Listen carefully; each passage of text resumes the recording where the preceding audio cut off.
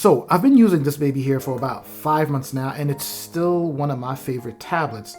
However, there are a few things about it that are kind of making me reconsider how I feel about it, and here are my thoughts.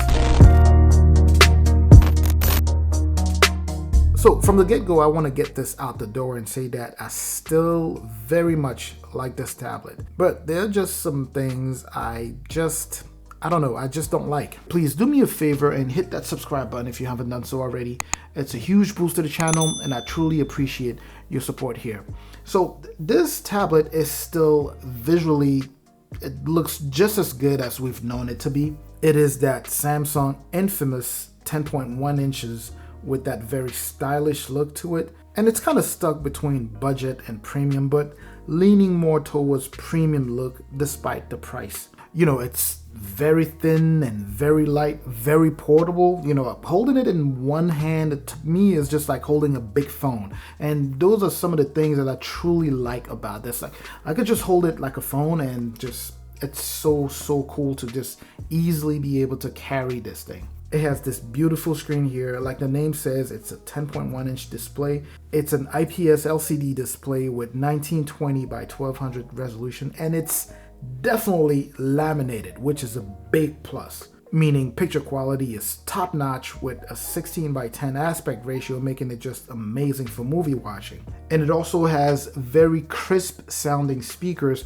making media consumption just an experience. That's kind of what it is. It makes it more of an experience. It's really enjoyable when you watch videos on here.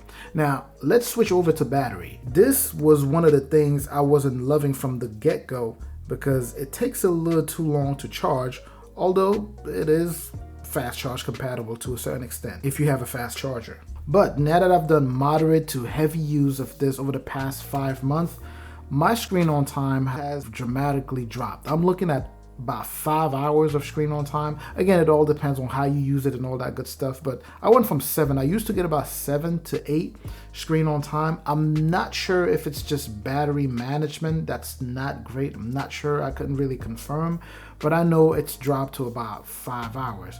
And I've seen things like my HD Fire 10, which has a slightly smaller battery than this, although the tablet itself is larger than this.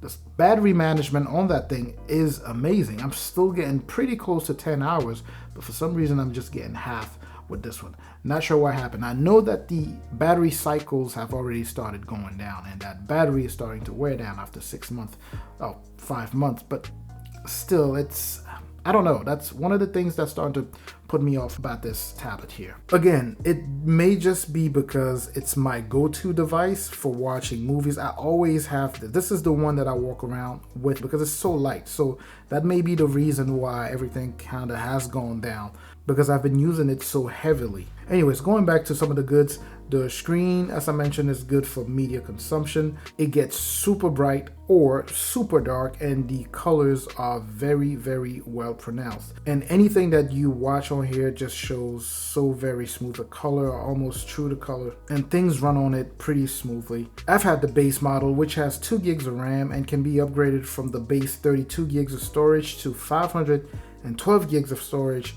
using a micro SD card.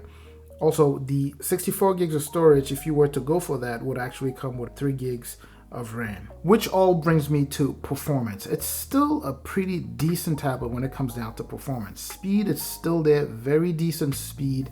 You can do very light to moderate multitasking without any issues. Things are still pretty snappy on here and pretty fluid. On the software side, things are very smooth also, with One UI here still running buttery smooth. As far as games go, when I first downloaded and tested heavy games on this tablet, I knew not to expect top-notch performance because it's not really a productivity nor a gaming tablet. But with that being said, for some reason, I was still thinking or hoping that it would handle gaming the same way as productivity tablets do. I guess it's more of my fault because games are definitely playable on it. You could definitely play games on it, and for heavy games, you could simply adjust the specs in the game to kind of match those of the tablet itself, and it will still run smoothly. But when you go full-blown HD on some games, you start experiencing frame droppings here and there. Nothing crazy heavy, but it starts happening. But then again, as I mentioned, if you truly want to play the game, you can just adjust